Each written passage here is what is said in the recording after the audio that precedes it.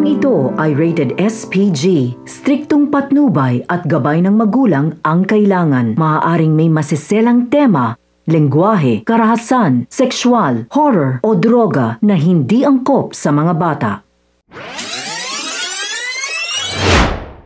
Mga kapamilya, welcome back.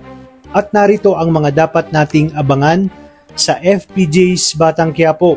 Matapos tutukan ni Tanggol si Olivia, ay mas lalo siyang manggagalaiti sa galit at agad na tinawagan ang kanyang mamang si Pilar para sabihin na kailangan triplihin nito ang kanyang mga tauhan dahil magkasama sina Tanggol, sina Ramon at Martes at napakaraming mga tauhan ni Ramon.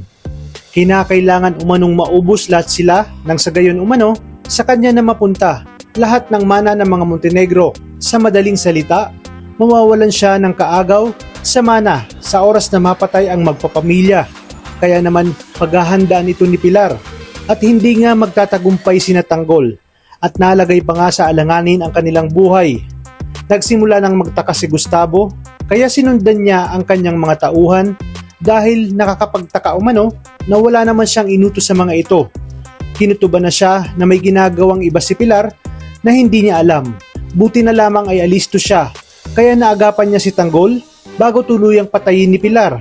Sa kanyang pagdating ay nagulat ang kanyang mga tauhan. Isang salita niya lang ay tumigil ang mga ito dahil siya ang boss at nasa kanya pa rin ang katapatan ng kanyang mga tauhan.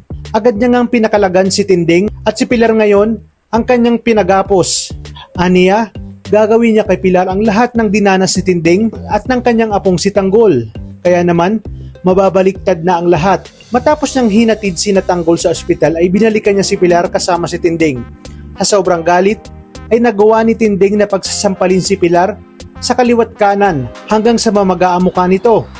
Sinabi ni Gustavo na hindi niya muna ito papatayin dahil gusto niyang maghirap pa ito sa kanyang gagawin. Araw-araw niya umanong pahihirapan itong si Pilar. Dahil dito ay magkakagulo ang kanyang pamilya at kamumuhian siya ni Miguelito at Roberto. Hindi kasi makakapayag si Roberto na gawin yun sa kanyang inang si Pilar. Sariling pamilya ang magagantihan at pagpapatayan. Sa pagkakataong ito, si Gustavo ay nasa panig na ni Tanggol. Kaya makikita natin kung ano ang kayang gawin ni Roberto, Miguelito at Olivia kay Gustavo at kina Tanggol sa oras na mangyari ang pagpanig ni Gustavo sa mga Montenegro.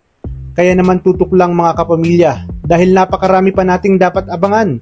Ito lang sa nangungunang serye ng Sambayanan, ang FPJ's Batang Quiapo.